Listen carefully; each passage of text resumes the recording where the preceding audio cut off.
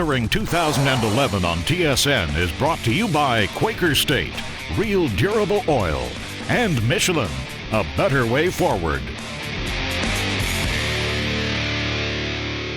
Well, if you think Las Vegas and Disney World is over the top as far as the wow factor goes, you ain't seen nothing yet. This week we're in Dubai, and many people say there's no city in the world that is changing as quickly as Dubai. They've got about 120 skyscrapers, another 87 or so are planned, and all of this has been happening in about 5 or 6 years. And of course, Dubai is home to the tallest freestanding structure in the world, the Burj. It stands about 828 meters. You put that in perspective, the CN Tower is 5 and change. So what are we doing here? Well, we and automotive journalists from every corner of the planet are here to check out Michelin's newest generation of a tire that they say has been inspired, developed, and tested at some of the most famous racetracks in the world. And they're calling this tire the Pilot Super Sport.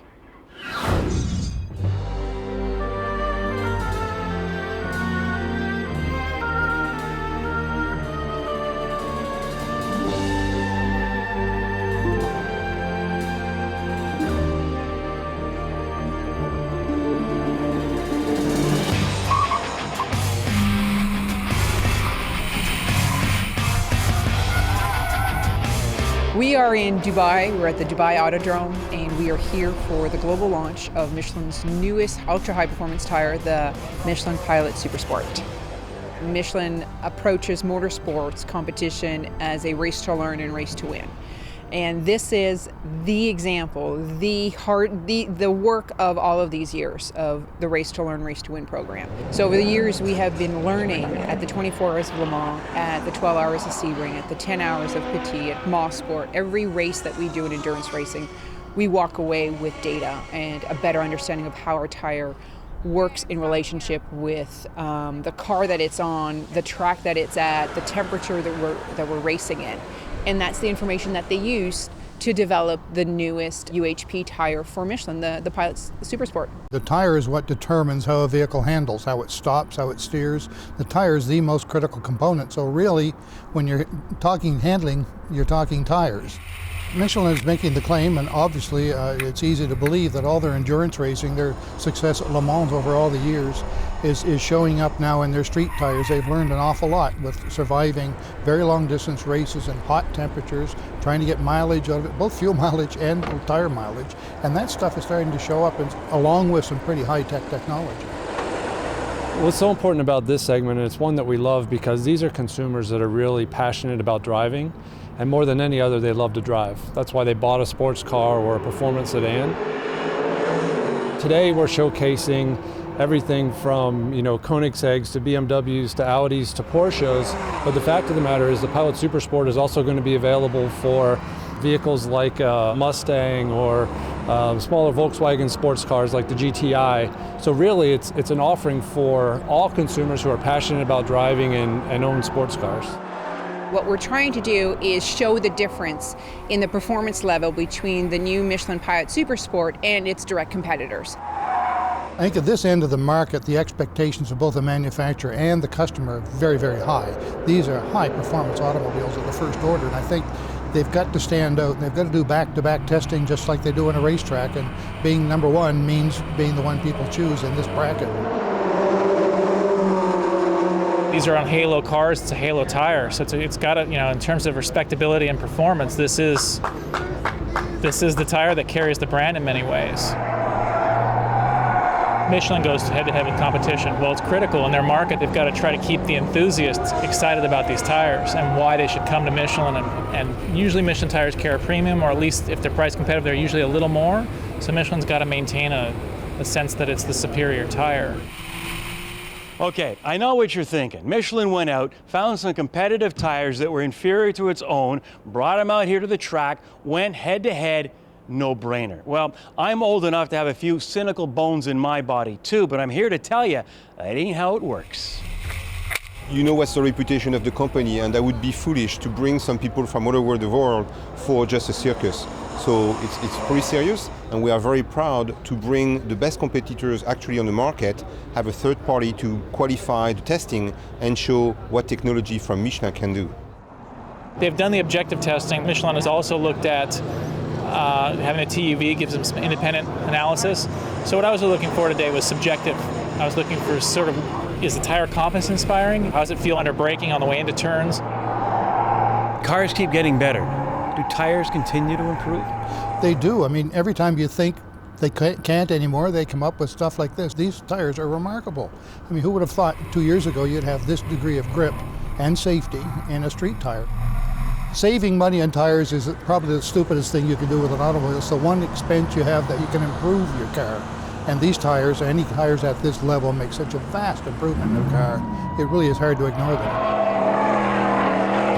Tires are round and they're black, and people don't have, unless you're in the tire industry, people don't have that warm and fuzzy feeling sometimes. And it would be great if every consumer got to drive a set of tires before they actually purchase them, to have a better understanding of the technologies and what they can expect from their tires.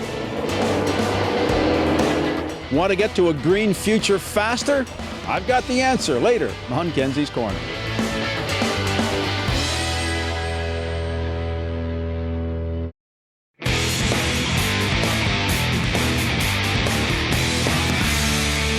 If you believe all of these automotive Nostradamuses, we all could be driving one of these sooner or later, and in as little as 3 to 5 years. On this edition of Test Drive, the all-electric Mini E. Now, to kick things off, one thing left to do: unplug it.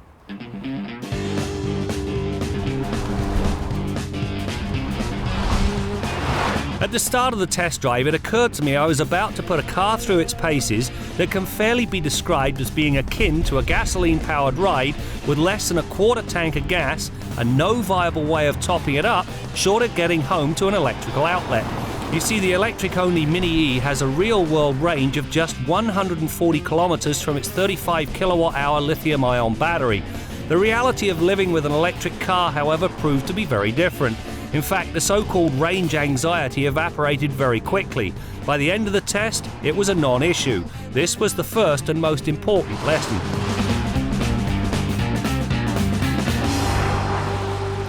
The drawback with this Mini E is that if you only have a 110-volt outlet, it takes a full 24 hours to recharge the battery. The good news is that if this were my car, I'd have a proper fast charging station in the garage. Now, it uses the same 220 volts as an electric stove or electric dryer. That means that when you've got the correct charger in place, you can fully recharge the battery in 3 to 5 hours, which makes the car fully functional. The second lesson came the instant I lifted off the accelerator pedal for the first time. It was enough to mandate a complete rework of my driving habits. Normally, heading towards a stop sign, I lift off the gas pedal and begin to brake slowly. The need to alter my driving technique in the Mini E boiled down to the regenerative side of the electric motor's function.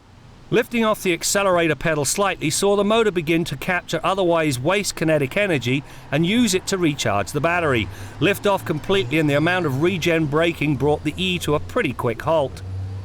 In the end, I learned to appreciate the self-slowing side of the Mini E's personality because it's the regen braking that extends the battery's life by up to 20%. Right about now, we'd be showing you a nice pretty shot of an engine being revved up and down. Well, on this electric car, there's no gasoline engine. When you lift the hood, what you'll find is an electric motor that drives the front wheels and a great big box. Now, that box holds all of the power electronics that controls everything. Now, when you get down to the back end of the car, you find the other half of the electric equation. Right here, this big lump is the main battery. Yes, it consumes all of the back seat, and so this thing is a two-seater, but it does leave a reasonable amount of trunk space. The electric motor delivers a rewarding 201 horsepower and, more importantly, 162 pound-feet of torque. The advantage is that the motor begins to serve up its jump from Rev 1, which breathes surprising life into the performance. The E runs to 100 kilometers an hour in 8.5 seconds, which is a half second faster than the regular gasoline-powered Mini Cooper. It also boasts a top speed of 152k, meaning it has no problem staying with highway traffic. When you get into the electrified Mini, everything is very much Mini-like. Toggle switches, centrally mounted speedo, comfortable front seats, on it goes. However, where it's different, This gauge right here usually is the tachometer. In this case, it shows you the state of charge of the battery, and in the bottom, there's a readout for the distance to empty. The other upside to the electric Mini is that it loses nothing in terms of the manner in which it handles. The suspension is such that there is little body roll and understeer is benign. Factor in the tight steering feel and fast response, and the E has the same go-kart-like handling characteristics as its gasoline-powered counterpart. So there you have it, a glimpse into the future of personal transportation. Now this Mini proved to be surprisingly easy to live with, in spite of the fact that I only had a 110-volt outlet. As for the rest of it, it feels like a Mini, it drives like a Mini, but with an advantage. It's more economical than the average Mini, and it has zero tailpipe emissions.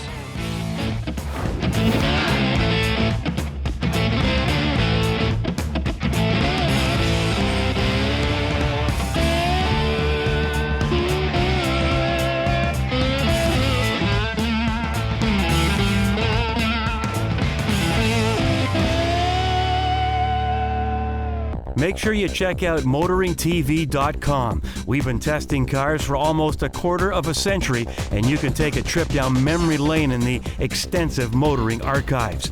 We've got a photo gallery, and of course, the blog dogs, who look at the good, the bad, and the ugly in the automotive industry. And join us on Facebook for the total motoring experience.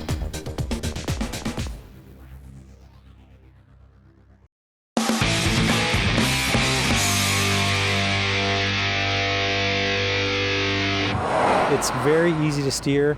It builds a great deal of confidence for the driver. You can go faster into those corners than just about any other car of that class.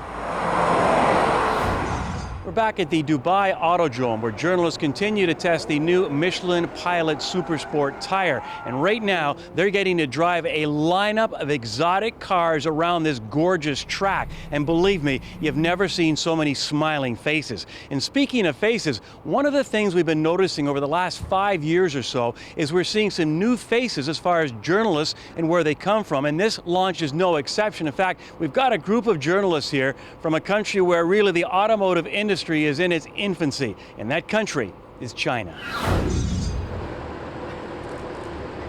We brought 11 journalists from China to participate in this PSS launch in Dubai, and they are coming from Beijing, Shanghai, and Guangzhou. They are all the car magazine's reporters.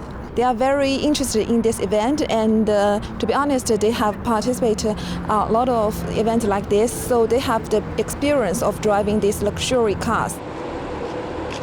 This morning's workshop, they found this very interesting, and they are very exciting to drive. Car industry in China is very booming, and car become a very important part of people's daily life, especially in those big cities. And so thus these car magazines and car papers are very welcomed by the car owners. We know that this segment exists in every country in the world.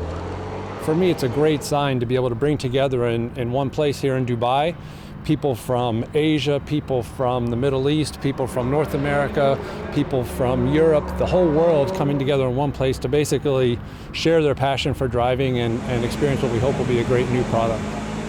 I think from this trip, this journalist will realize that Michelin's commitment to this market, to this super sports tire market, and they will find more pleasure driving them.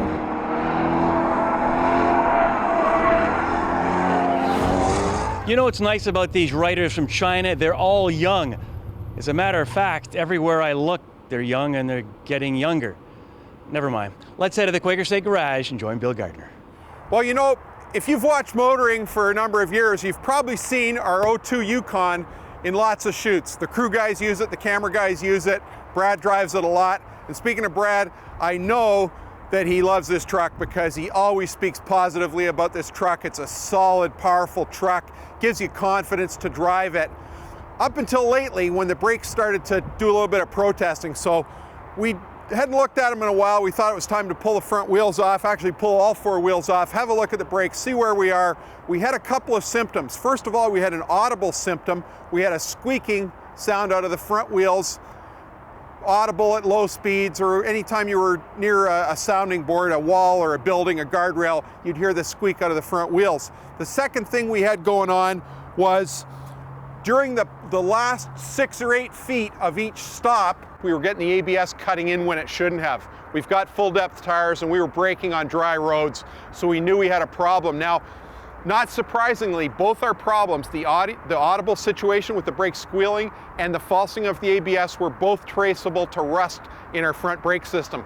Now, we put new front brake rotors and new front pads on to get rid of the situation here, and you can see our old rotors and pads, how badly corroded and rusted and scaly it is on the inboard side. Outboard side looks a lot better, and accordingly, our outboard pad that was up against this side still got lots of friction material left on it. Inboard pad that was up against this abrasive, rusty, scaly part, completely worn out, right into the wear indicator. That was our noise. Now, to fix the ABS situation, rust again was causing our problem, and what we had to do was take out the front ABS sensors, which are mounted into the cast iron hubs of the front wheel bearings. They get really scaly and rusty. We had to take them out, scrape the rust off, clean up the sensors, put a little bit of rust inhibitor on there, put them back down in so they went deeper down into the hole, and they picked up the tone ring and made the signal that the ABS controller needs to accurately control the brakes. Once we did that, we got rid of our falsing on the ABS. The new rotors and pads gave us a nice smooth feel, got rid of the squeal. Everybody's happy. We've got confidence-inspiring brakes. Hammer that brake pedal and the brakes are right there, right down to the last wheel revolution. Our new pads and rotors have been on barely a week, and already you can see a little bit of brown showing on the edge of the rotor. So they've already started to rust, little haze of rust there from the wet weather. Now these rotors are painted in the hat area and painted in the core, which helps inhibit the rust to some extent. But this area here that's swept by the pads, you can't lubricate it, you can't paint it. It's only protected by the friction of the brakes working. That's what keeps it clean. You know, it's something you're always fighting, and if you're in a climate like much of Canada, it's a problem that you're always having to work with. Now our Yukon is parked maybe half a mile from the shore of Lake Ontario, and it doesn't get driven on a regular basis, so it's in a high relative humidity area, and you know, rust is something we're always going to have to live with. And you know what? I think it was a mechanic that named those lakes the Great Lakes, because I'll tell you, for the service and repair business, they are great. I wonder what mechanics do in Phoenix, Arizona. They must go home early. Without rust, we'd be in big trouble, boys. Till next week, I'm Bill Gardner for Motoring 2011. Well, the trucking industry is extremely large, as you know, because anything you buy in a store came on a truck. At any given time in North America, there's roughly 600,000 trucks on the road bringing goods and services to the broader public. The average truck driver today, it drives probably 6 to 10 times as much as the average consumer. Today, the average consumer in Canada drives 20,000 kilometers a year. You'll have truck drivers driving in excess of 100,000 K, 140,000 K plus. The trucks on the road today have never been safer than they are today. There's all the new technologies, ABS brakes on these trucks, there's anti-rollover mechanisms on these trucks, and continually evolving various technologies. In this brand new Kenworth here, we have a 13-liter PACCAR MX engine, a brand new engine for the Canadian marketplace. And the sump size that it has is roughly about 45 liters, where this is an example of one jug is what you would use in your passenger car vehicle. Now with this engine, you need a lot more oil. You need 9 of these jugs versus the one you use with your passenger car. Now when it comes to brakes, the comparison, like the engine oil, is pretty dramatic. This is an example of a rear brake shoe and a front disc pad, which is generally configuration on today's passenger vehicles. On these trucks, this is an example of a brake shoe. This is roughly a 16-inch shoe. It's on all the vehicle wheels, and the stopping distance, even with this extra capacity, is still about double the length of a normal passenger car. Truck drivers need more respect. They do get maligned somewhat, and today's truck drivers are better trained than they ever have been. They're more safety conscious. There's more electronics being put on the truck that help monitor and keep those truckers safe, and so they're alert while they're driving. You know, the best advice that I can give the driving public today of your passenger car is to stay out of the no zone around these big rigs. There's no zones on the left side and the right side of these trucks, as well as in behind. If you can't see the driver in these mirrors, then you are in the wrong spot. If that driver has to make a quick lane change, the results on your vehicle are not going to be positive.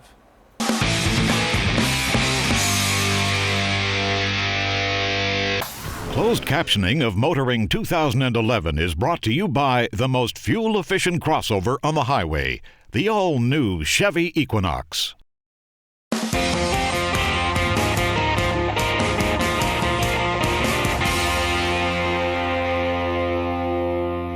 Yes, my nominee for the Green Car of the Year, the Porsche 911 Turbo. Okay, it's brown instead of green, but you know what I mean. This car has 530 horsepower. It uses about 7,000 liters per 100 kilometers, and that makes it a green car. It's the environmentally friendly choice for intelligent people. Why? Because we got to get rid of this gasoline. Until we use up all the fossil fuels, we're never going to get to hydrogen, which is the ultimate transportation fuel. Electricity, I've told you before, it's a complete waste of time. Hybrids is just postponing the inevitable. It's not going to happen for the environment until we finally get hydrogen installed in every filling station in the country. And as long as we keep stretching the fossil fuels, it's going to delay the ultimate goal. So you want to do something for the environment? Maybe you can't afford a 911 Turbo, maybe you need more space. Well, how about a nice environmentally friendly thing like the biggest, thirstiest SUV you can find? Leave it idling all night, get it over with, because eventually we got to get to hydrogen, and the faster we get there, the cleaner we all will be. I'm Jim Kenzie. A few final thoughts on the new Michelin Pilot Supersport. As we saw earlier, it more than held its own against some pretty stiff competition and probably will be the new benchmark when it comes to performance tires. But you know, I think there's two things we should take away from this. One, we keep hearing about all the testing that goes on in motor racing and how eventually it will work its way down the tube into our vehicles. Well, this tire is the direct result of the testing that takes place at racetracks just like this one. The second one, the old adage, you get what you pay for. Believe it. I drive a lot of different vehicles, and I'm telling you, there's a huge difference between a cheap tire and a more expensive tire. So don't compromise your safety or your family's. Before we go, make sure you check out motoringtv.com and join us on Facebook for the total motoring experience. That's it for now. We'll see you next time out as we continue to bring you more stories about cars and the people who drive them. Someone asked the question, when are you going to come out with a hybrid? And it's almost like, why? These little four-cylinder engines are giving you the horsepower, so I really don't see any need to make a hybrid in this class. Motoring 2011 on TSN has been brought to you by Quaker State, real durable oil, and Michelin, a better way forward.